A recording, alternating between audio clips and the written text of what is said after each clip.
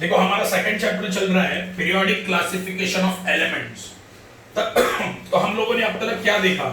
हम लोगों ने देखा एक डॉबेरेनर करके साइंटिस्ट आया, उसने एलिमेंट्स को क्लासिफाई करने की कोशिश की, वो फेल हो गया। उसके बाद कौन आया? न्यूलैंड्स ने भी क्या किया? सेम चीज, उसने एलिमेंट्स को क्लासिफाई करने की कोशिश की और वो भी फेल हो गया। अभी थर्ड साइंटिस्ट मेंडेलीव ने क्लासिफाई सक्सेसफुली कर दिया एलिमेंट्स को। ओके, पहले दो साइंटिस्ट थे जो फेल हो गए, तीसरा कौन आया? मेंडेलीव ने क्या किया? एलिमेंट्स को सक्सेसफुली क्लासिफाई कर दिया। उसने क्या किया था? मैंने तुम लोगों को कल बताया ये चीज। ओके, मैं पहले ही बोल रहा हूं, ये चैप्टर, ये वीडियो देखने से पहले इससे रिलेटेड दो वीडियो मैंने जो तुम्हें सेंड किए हैं वो तुम्हें देखना जरूरी है। ओके, बहुत ज्यादा इंपॉर्टेंट है, वो तुम्हें देखना ही पड़ेगा। ओके, कल मैं फोर्थ वीडियो भेजूंगा। ओके, फोर्थ या फिफ्थ वीडियो रहेगा, उससे पहले तुम्हें सारे वीडियो ये चैप्टर के देखने ही है रोज। पहले ही बोल रहा हूं, बहुत ज्यादा इंपॉर्टेंट है, तभी समझेगा वरना नहीं समझेगा। ओके, मेंडेलीव ने क्या किया? मेंडेलीव ने भी सेम चीज की। मेंडेलीव ने सारे 63 एलिमेंट्स को increasing order of their atomic मास लगाया। फॉर एग्जांपल देखो, पहला एलिमेंट था ए, समझो बी, सी, डी, ई, एफ, जी, ओके, और एच। ओके, ए का एटॉमिक मास समझो 10 है, बी का 11, 12, 13, 14, 15, 16, 17। ओके, तो मेंडेलीव ने क्या किया? सारे 63 एलिमेंट्स को इंक्रीजिंग ऑर्डर में लगाया। देखो 10, 11, 12, 13, इंक्रीजिंग ऑर्डर किसका? एटॉमिक मास का, मतलब उसके वेट का, मतलब सबसे कम वेट वाला, 63 एलिमेंट्स में सबसे कम वेट वाला जो एलिमेंट है वो पहले आएगा। देखो ए का वेट कितना है? 10, मतलब उसका एटॉमिक मास 10। उसके बाद बी का एटॉमिक मास कितना? 11, इसीलिए वो सेकंड आया। ओके, ऐसे increasing order of atomic mass, ये स्टेटमेंट याद ही रख लो, increasing order of atomic mass. 63 elements को उसने कैसे लगाया? Increasing order of their atomic mass. फिर उसने क्या किया? थर्ड स्टेप देखो, पहले A11 है, उसके सारे physical and chemical properties check किए। फिर B है, समझो A का physical and chemical properties 10 degree है, B का समझो 15 डिग्री है, C का समझो 20 डिग्री है, एंड D का समझो 25 डिग्री है। देखो चारों का अलग है ना? तब आगे समझो E का वापिस आया 10 डिग्री, इसका आया F का 15 डिग्री, इसका 20 डिग्री और इसका 25 डिग्री। तो उसने क्या किया? सारे 63 एलिमेंट्स का physical and chemical properties check किया। देखो मैंने A का physical and chemical properties check किया। For example physical and chemical properties में क्या आता है? मैंने कल ये बताया था, मेल्टिंग पॉइंट आता है, बॉइलिंग पॉइंट आता है, डेंसिटीज आता है। तो ये सारी चीजें उसने सारे एलिमेंट्स की चेक की। मतलब A का मैंने क्या चेक किया? मेल्टिंग पॉइंट, बॉइलिंग पॉइंट, फिर डेंसिटी। B का मैंने क्या चेक किया? Melting point, boiling point, density. Okay, C का भी मैंने सेम, सारे 63 एलिमेंट्स का मैंने physical and chemical properties check किया। तो उसको पता चला एक सर्टेन इंटरवल के बाद physical and chemical properties repeat होते हैं। Okay, physical and chemical properties repeat होते हैं। फॉर एग्जांपल देखो, A का 10 डिग्री, B का 15, C का 20, D का 25। ओके, इसके बाद वापस रिपीट हुआ, देखो 10, 15, 20, मतलब आगे के जो चार है, देखो चार का नहीं, मैं एग्जांपल दे रहा हूं, याद रखना। आगे के जो चार एलिमेंट है वो पहले चार एलिमेंट के साथ मैच कर रहे हैं। कैसे? फिजिकल एंड केमिकल प्रॉपर्टीज में। देखो A का कितना है? 10 डिग्री, तो E का भी कितना आया? 10, तो E इसके नीचे आया। F का कितना है? 15, B का भी 15, तो यहाँ पे F आया, यहाँ पे G आया, यहाँ पे H आया। ओके, यहाँ पे आएगा I, J, K, L। तो ये लाइन में जो भी एलिमेंट्स आएंगे, देखो ये लाइन में जो भी एलिमेंट्स आएंगे, ये लाइन में, ये लाइन में, ये लाइन में, ये सारे के सारे एलिमेंट्स के फिजिकल एंड केमिकल प्रॉपर्टीज क्या होंगे? सेम होंगे। कैसे? देखो E का कितना है यहाँ पे? 10, इसका कितना है? 15, इसका कितना है? 20 और इसका 25। वापस रिपीट होगा 10, 15, 20, 25। है ना। देखो मतलब ये लाइन में जितने भी आ रहे हैं उनका फिजिकल एंड केमिकल प्रॉपर्टीज क्या होगा, सेम। ये लाइन में जितने भी आएंगे उनका फिजिकल एंड केमिकल प्रॉपर्टीज क्या होगा, सेम। समझे। तो मेंडेलीव ने सारे एलिमेंट्स को सक्सेसफुली क्लासिफाई कर दिया। ओके। उसके बाद हम लोगों ने देखा कि मेंडेलीव के टेबल के फायदे क्या थे, मेरिट्स, ओके, एडवांटेजेस देखे। आज हम लोग देखेंगे कि demerits of Mendeleev periodic table. Demerits मतलब क्या, डीमेरिट्स मतलब मेंडेलीव ने सक्सेसफुली क्लासिफाई तो कर दिया लेकिन गलतियां क्या थी टेबल में। ओके, डीमेरिट्स मतलब डिसएडवांटेजेस। ओके, तो हम लोग देखते हैं, देखो पहला डीमेरिट क्या है, the whole number of atomic mass of the element cobalt and nickel is same. Okay, cobalt और निकेल ये दो एलिमेंट है, ओके, जिनका एटॉमिक मास का होल नंबर क्या, देखो फॉर एग्जांपल यहां पे रहेगा शायद, देखते हैं।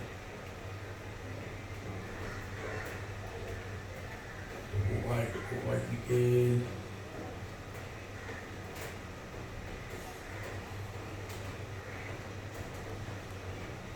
इसमें दिए क्या,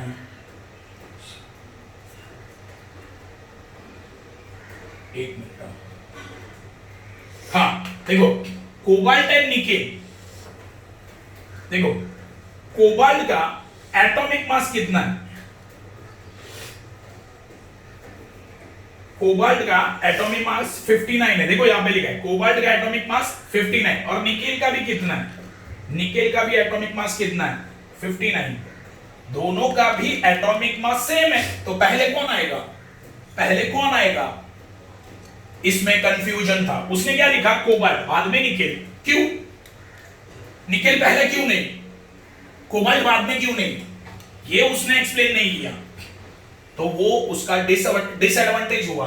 देखो पहला डीमेरिट क्या है, पहला डीमेरिट है कोबाल्ट एंड निकेल ये दोनों का एटॉमिक मास क्या है, दोनों का वेट कितना है 59। ओके, तो पहला स्टेटमेंट याद करो, मेंडेलीव ने क्या किया, सारे एलिमेंट्स को कैसे अरेंज किया था, increasing order of their atomic मास, है ना, वेट के हिसाब से उसने सारे एलिमेंट्स को लगाया था, है ना, कम वेट से ज्यादा वेट तक उसने सारे 63 एलिमेंट्स को अरेंज किया। लेकिन कोबाल्ट एंड निकेल ये दोनों का वेट सेम है 59। तो पहले कौन आना चाहिए, कोबाल्ट आना चाहिए कि निकेल आना चाहिए, इसमें कंफ्यूजन था। तो ये हुआ तुम्हारा पहला डीमेरिट। ओके, दूसरा डीमेरिट क्या है वो देखते हैं। दूसरा डीमेरिट है isotopes were discovered a long time after Mendeleev put for the periodic table. देखो आइसोटोप्स का जो इन्वेंशन है वो मेंडेलीव के पीरियोडिक टेबल बनाने के बाद लगा। क्या बोला समझे, मतलब मेंडेलीव अपना पीरियोडिक टेबल बना चुका था और उसके बाद आइसोटोप्स का इन्वेंशन हुआ। ओके, अभी आइसोटोप्स मतलब क्या, आइसोटोप्स मतलब elements having same atomic number but different mass number. मतलब क्या है, देखो हाइड्रोजन में आइसोटोप्स ऑफ हाइड्रोजन,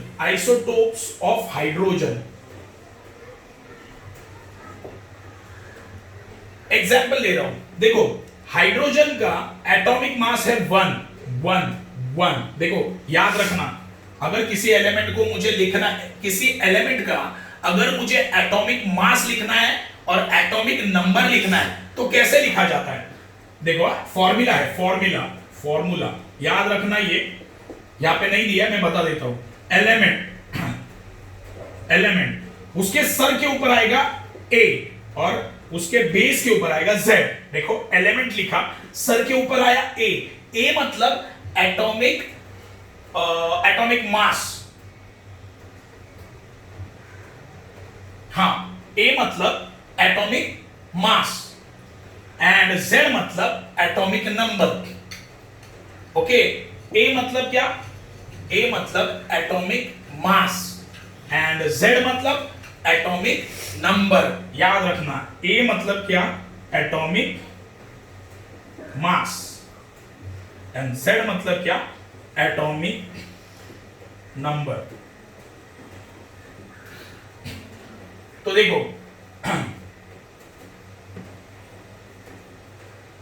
ओके, तो आइसोटोप मतलब क्या, देखो elements having same atomic number. Atomic number क्या, same, but different atomic mass number. अभी एटॉमिक देखो, एटॉमिक ए क्या होता है, एटॉमिक मास। कहां पे लिखते हैं, सर के ऊपर। तो समझो इसका एटॉमिक नंबर 1 है, सॉरी एटॉमिक मास कितना है, 1 है। इसका समझो 2 है, इसका समझो 3 है। देखो ये हाइड्रोजन एलिमेंट है, ये तीनों को बोलेंगे isotopes of hydrogen. Isotopes of hydrogen क्यों, देखो इनका एटॉमिक नंबर सेम है, एटॉमिक नंबर सेम। ये एग्जांपल दे रहा हूं, आइसोटोप मतलब क्या वो एक्सप्लेन कर रहा हूं। देखो हाइड्रोजन के या आइसोटोप से 3 1 2 3 या हाइड्रोजन के आइसोटोप से, इन्हें आइसोटोप क्यों बोला गया, देखो या हाइड्रोजन में एटॉमिक नंबर क्या है 1, या हाइड्रोजन में एटॉमिक नंबर क्या है 1, या हाइड्रोजन में भी एटॉमिक नंबर क्या है 1। ओके, तो ये तीनों में फर्क क्या है, तीनों में फर्क है, ये तीनों का वेट अलग अलग है। देखो हाइड्रोजन का एटॉमिक मास कितना है, यहां पे 1, मतलब इसका वेट 1 है। यहां पे हाइड्रोजन का एटॉमिक मास क्या है 2, इसका वेट 2 है। इसका ये हाइड्रोजन का वेट कितना है 3 है, मतलब उसका एटॉमिक मास 3 है। देखो तीनों का एटॉमिक मास अलग है। मास मतलब क्या, वेट, मतलब ये हाइड्रोजन का वेट है 1, यह हाइड्रोजन का वेट है 2 और यह हाइड्रोजन का वेट है 3, लेकिन तीनों का क्या सेम है, एटॉमिक नंबर। इसे बोलेंगे आइसोटोप, इसे बोलेंगे आइसोटोप। समझा मैंने क्या बोला, देखो ये एक ही एलिमेंट है हाइड्रोजन, है ना, तीनों में भी हाइड्रोजन है, ये एक ही एलिमेंट है हाइड्रोजन, लेकिन ये तीनों में फर्क क्या है, ये तीनों में फर्क ये है कि तीनों का भी वेट अलग अलग है। इसका वेट कितना है 1, मैंने देखो एटॉमिक मास का मैंने डेफिनेशन पहले लेक्चर में बताया था। एटॉमिक मास का डेफिनेशन क्या होता है, तो मैंने तुम लोगों को बोला था एटॉमिक मास मतलब वेट, एटम का वेट कहां पे होता है, एटम के कौन से पार्ट में, एटम के कौन से पार्ट में उसका वेट होता है, न्यूक्लियस में।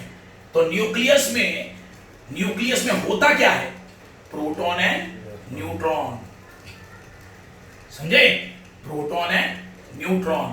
तो देखो हाइड्रोजन 1 मतलब इसमें खाली एक प्रोटॉन है, हाइड्रोजन का वेट कितना है 2 मतलब एक प्रोटॉन एक न्यूट्रॉन। यहां पे क्या है हाइड्रोजन, इसमें एक प्रोटॉन होगा और 2 न्यूट्रॉन होंगे। आइसोटोप में किसका नंबर बदली होता है, देखो न्यूट्रॉन का, याद रखना आइसोटोप्स में न्यूट्रॉन का नंबर बदली होते रहता है। बहुत लंबा है वो, अब बहुत ज्यादा 12th स्टैंडर्ड या साइंस में आएगा ये, ग्रेजुएशन में। तो तुम लोग खाली इतना याद रखो, आइसोटोप्स ऑफ हाइड्रोजन, ये एग्जांपल मैंने दिया, ये हाइड्रोजन के आइसोटोप्स है, एलिमेंट तो एक ही है ना हाइड्रोजन, लेकिन हाइड्रोजन में भी बहुत सारे वेट के हाइड्रोजन आ रहे, अलग अलग वेट के हाइड्रोजन आ रहे, तो इनको कहां पे रखा जाएगा, ये हाइड्रोजन को कहां पे रखा जाएगा, ये एक प्रॉब्लम था। देखो सिंपल लॉजिक है, जब मेंडेलीव प्रेजेंट था तो उसने अपना टेबल बना दिया, लेकिन जब मेंडेलीव प्रेजेंट था तब आइसोटोप्स नहीं थे, तब आइसोटोप प्रेजेंट नहीं थे। फ्यूचर में जाकर आइसोटोप्स मिले, है ना। मेंडेलीव ने क्या किया, बेचारे ने अपना टेबल तो बना दिया, ओके, और उसके वक्त आइसोटोप्स प्रेजेंट नहीं थे। तो ये आइसोटोप्स को कहां पे जगह देंगे अब, क्योंकि एक ही एलिमेंट के इतने सारे टाइप्स आ रहे हैं, है ना, हाइड्रोजन एक एलिमेंट हुआ, उसके इतने सारे टाइप्स आ रहे हैं, उनको कहां पे डालेंगे, ये मेन क्वेश्चन था, ये उसका सेकंड डीमेरिट्स है, समझे। तो क्या लिखा है देखो, isotopes were discovered long time after Mendeleev put for the periodic table. इसका मतलब यह है कि मेंडेलीव ने जब पीरियोडिक टेबल बनाया तब आइसोटोप्स प्रेजेंट नहीं थे, लेकिन फ्यूचर में जाकर उनका इन्वेंशन हुआ, as isotopes have the same chemical properties but different atomic mass. मैंने देखो बोला, देखो ये हाइड्रोजन का मास कितना है 1, ये हाइड्रोजन का मास कितना है 2, ये हाइड्रोजन का मास कितना है 3, मतलब तीनों का भी वेट अलग अलग है लेकिन तीनों के प्रॉपर्टीज सेम है। तीनों के प्रॉपर्टीज क्या है? केमिकल प्रॉपर्टीज सेम है। आखिरकार ये एक ही एलिमेंट है ना, हाइड्रोजन से बना है ना, ये हाइड्रोजन है, ये भी हाइड्रोजन है, ये भी हाइड्रोजन है, सही है। तो तीनों के प्रॉपर्टीज तो सेम है लेकिन वो तीनों का वेट क्या है? अलग है। इन्हें बोलते हैं आइसोटोप्स। तो उनको कहां पे जगह दिया जाएगा? क्योंकि जब मेंडेलीव प्रेजेंट था तब आइसोटोप्स नहीं थे और जब आइसोटोप्स आए तो उनको टेबल में कैसे फिट किया जाए ये क्वेश्चन था, समझे? तो ये है दूसरा डीमेरिट। ओके, अभी थर्ड डीमेरिट देखते हैं। When elements are arranged in increasing order of atomic mass, the rise in atomic mass does not appear to be uniform. देखो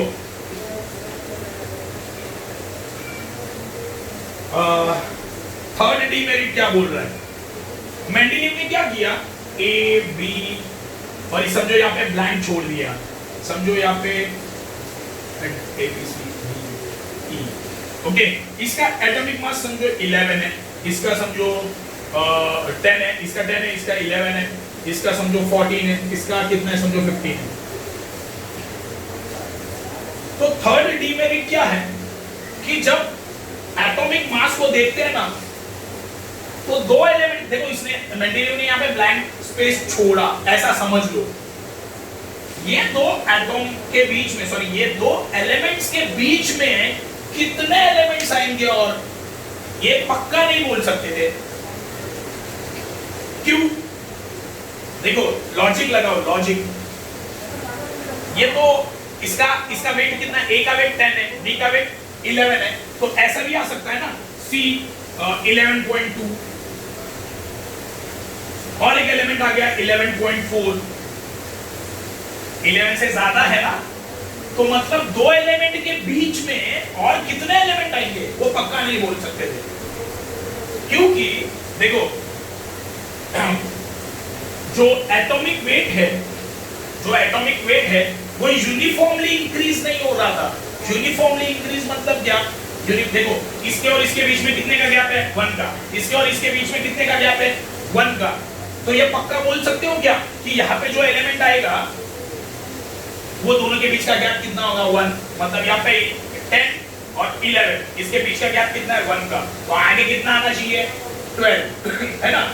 पक्का नहीं बोल सकते, ये पक्का नहीं बोल सकते। देखो मैंने एग्जांपल दिया, 11.2 भी आ सकता है, 11.4 भी आ सकता है, 11.6 भी आ सकता है ना? तो जो एटॉमिक नंबर है, सॉरी एटॉमिक मास है, वो यूनिफॉर्मली इंक्रीज नहीं हो रहा है।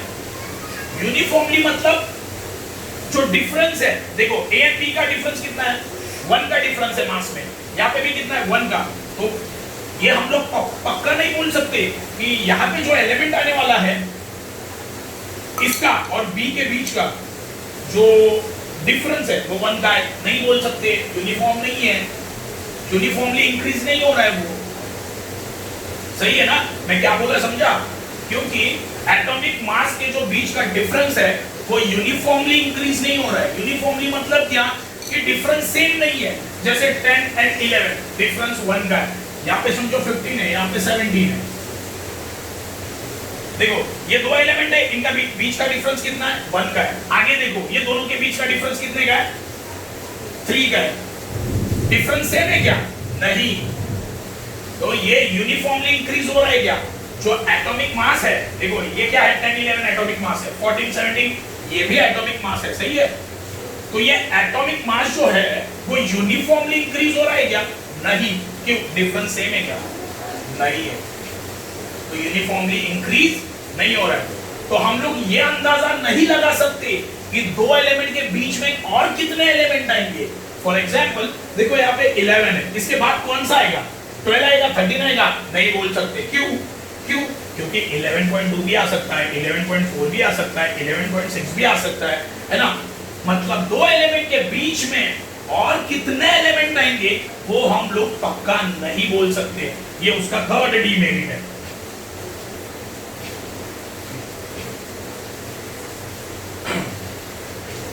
ओके, अभी वेरी आईएमपी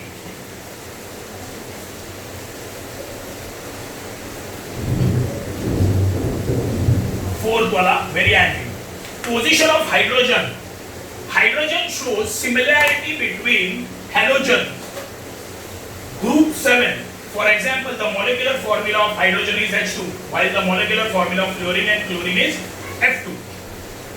अब ये समझाने के लिए तुम्हें टेबल में जाना पड़ेगा। टेबल देखते हैं। देखो, ये मेंडेलियम का टेबल है। ग्रुप 1 को बोला जाता है अल्कली मेटल्स। ये ग्रुप 1 है, देखो यहाँ पे ग्रुप 1 लिखा है। सिंपल याद रखो, ग्रुप 1 कौन सा है? मेटल का है। ये इसमें जितने भी एलिमेंट्स आएंगे, देखो लॉजिक, ये कॉलम में जितने भी एलिमेंट्स आएंगे वो मेटल्स हैं। ओके, अभी ग्रुप 7 में जितने भी एलिमेंट्स आएंगे वो हैलोजन्स है।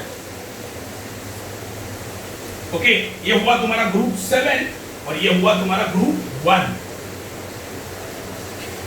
Group 1 and group 7। ओके, ये पूरा ग्रुप 7 है और ये पूरा ग्रुप 1 है। ग्रुप 1 को बोला गया है मेटल ग्रुप और ग्रुप 7 को बोला गया है हैलोजन ग्रुप। याद रखना, ये पूरे ग्रुप को बोला गया है हैलोजन ग्रुप और ये पूरे ग्रुप को बोला गया है मेटल ग्रुप। तो ये जो हाइड्रोजन है, या हाइड्रोजन जो एलिमेंट है, देखो याद रखना, अभी बहुत ज्यादा इंपॉर्टेंट चल रहा है, बहुत ही ज्यादा इंपॉर्टेंट। हाइड्रोजन एक ऐसा एलिमेंट है जो ग्रुप 1 के भी प्रॉपर्टीज बताता है और ग्रुप 7 के भी प्रॉपर्टीज बताता है। क्या बोला, समझा?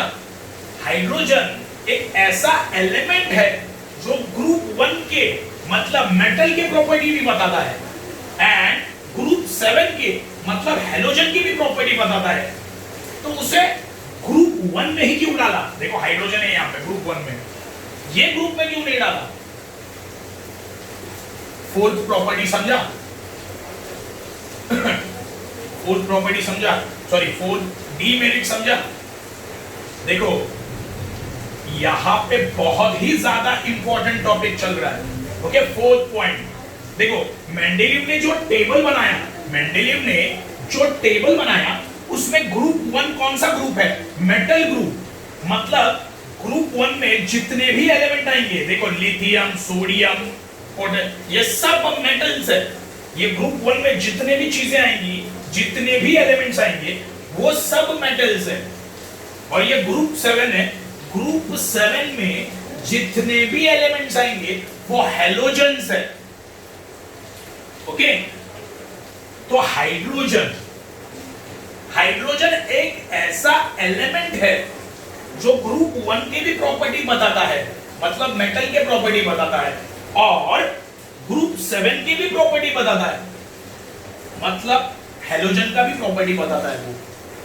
तो मेंडेलियम ने उसे ग्रुप 1 में ही क्यों डाला, ग्रुप 7 में क्यों नहीं डाला? क्वेश्चन समझा? उसने ग्रुप 1 में ही क्यों डाला, ग्रुप 7 में क्यों नहीं डाला? ये चौथा डीमेरिट है। ओके,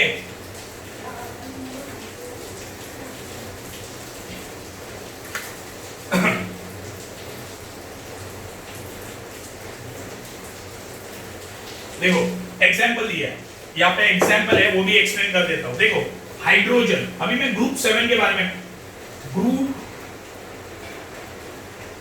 ग्रुप 7 में देखो सोडियम आता है। ग्रुप 7 में कौन आता है? सॉरी ये ग्रुप 1 के बारे में चल रहा है, ग्रुप 1। ओके, ग्रुप 1 में दूसरा एक मेटल कौन आता है? सोडियम। सोडियम देखो, सोडियम को क्लोरीन के साथ अगर मैं रिएक्ट किया तो क्या मिलेगा? Sodium chloride. अभी सिमिलरली हाइड्रोजन को अगर मैं क्लोरीन के साथ रिएक्ट करूं तो क्या मिलेगा? Hydrogen chloride. देखो मॉलिक्यूलर फॉर्मूला सेम आया, कुछ चेंजेस है क्या? देखो यहाँ पे खाली सोडियम आया, यहाँ पे क्लोरीन, यहाँ पे हाइड्रोजन, यहाँ पे chlorine. Formula same, molecular formula same आ गया। तो ये ग्रुप 1 का प्रॉपर्टी बता रहे हैं ना हाइड्रोजन। देखो ग्रुप 1 में कौन आता है, सोडियम आता है। ग्रुप 1 में सोडियम आता है। ओके, ग्रुप 1 में सोडियम कंफर्म आता है। तो अगर मैं सोडियम को क्लोरीन के साथ रिएक्ट करूं तो क्या मिलता है, सोडियम क्लोराइड। देखो फॉर्मूला सेम है, कुछ नंबर आए क्या, Na2Cl वगैरह, ऐसा कुछ नहीं है, सीधा आ गया NaCl, है ना। अब ये हाइड्रोजन का सोचो, हाइड्रोजन को ग्रुप 1 में अगर मैंने डाला, कंडीशन है ग्रुप 1 में मैंने डाल दिया, अगर हाइड्रोजन को क्लोरीन के साथ मैंने रिएक्ट किया तो क्या मिलेगा, HCl, हाइड्रोजन क्लोराइड। देखो फॉर्मूला ऑलमोस्ट सेम है, खाली देखो यहाँ पे Na आया, यहाँ पे Cl, यहाँ पे क्या आया, हाइड्रोजन Cl। देखो मॉलिक्यूलर फॉर्मूला सेम आ रहा है, मतलब क्या है, हाइड्रोजन ये एलिमेंट ग्रुप 1 का प्रॉपर्टी दिखा रहा है। देखो एग्जांपल, हाइड्रोजन क्या कर रहा है, ग्रुप 1 का प्रॉपर्टी बता रहा है। अभी ग्रुप 7 का देखते हैं, मतलब वो ग्रुप 1 का प्रॉपर्टी कंफर्म बता रहा है। अभी ग्रुप 7 ओके,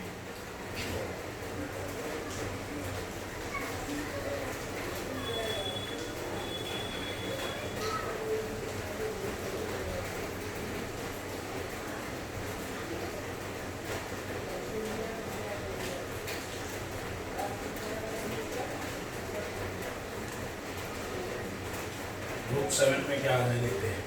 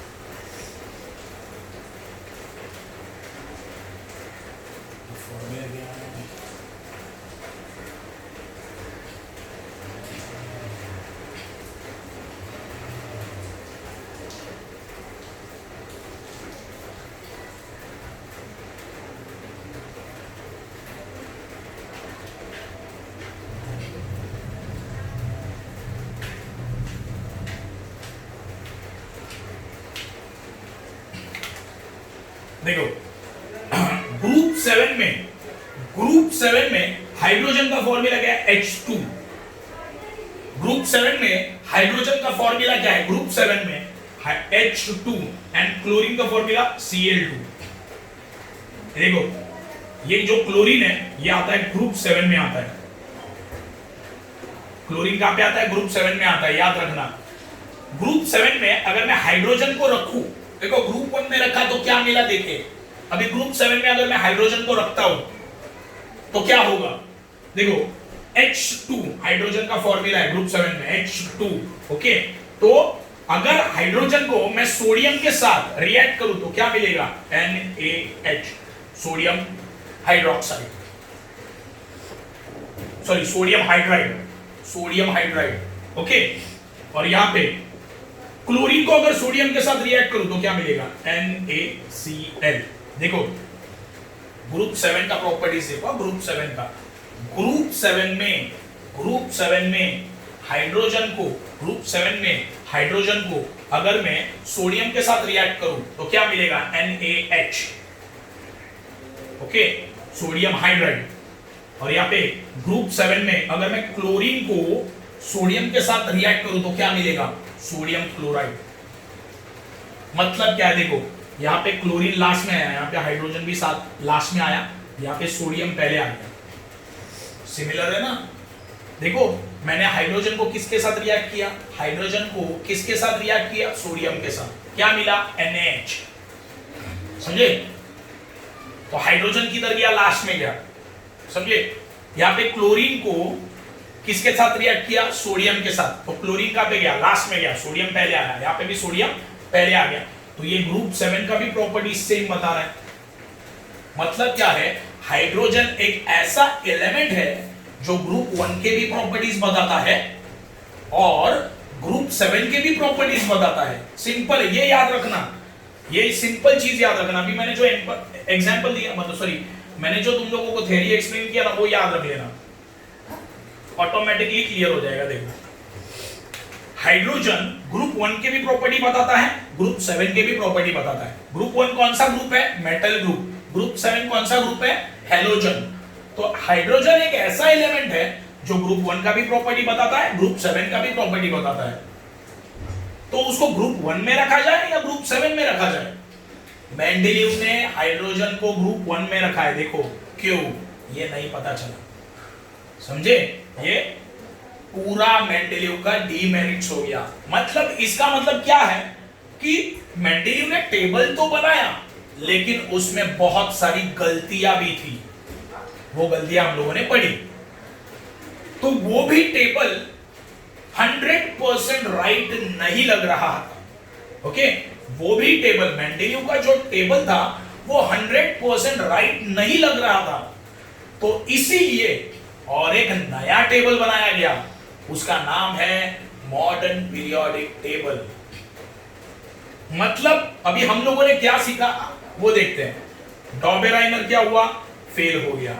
न्यूलैंड्स क्या हुआ? फेल हो गया। मेंडेलीव क्या हुआ?